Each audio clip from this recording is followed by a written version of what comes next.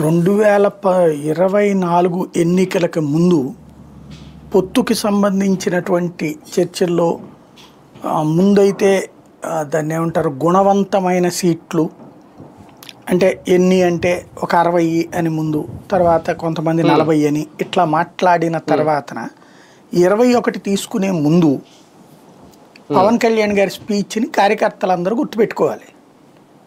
మనకు అసలు ఏముంది, మన దగ్గర ఏముందని, తెలుగుదేశంకి మళ్ళీ బలమైనటువంటి నాయకత్వం ఉందా, తెలుగుదేశంకి మళ్ళీ బలమైనటువంటి బూత్ కమిటీలు ఉన్నాయా, తెలుగుదేశంకి మళ్ళీ బలమైనటువంటిది ఇది ఉందా అది ఉందా అని చెప్పి ఆయనే మాట్లాడేశారు. మొత్తం తెలుగుదేశం దగ్గరే ఉంది, మన దగ్గర ఏమీ లేదని.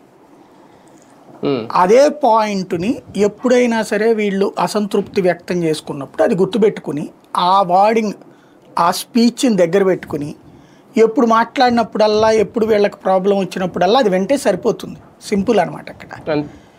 అంతే. పవన్ అంటే అప్పుడు మనకి కనీసం 30% ఉంటే మనం బార్గెనింగ్ చేయగలం, లేదు కాబట్టి ఇక అని అన్నారు. ఆ మాట కూడా ఇప్పుడు అది కొంచెం ఇంప్రూవ్ అయ్యిందేమో కదా. ఏమైంది ఇంప్రూవ్? ఇంకా డౌన్ అయ్యింది.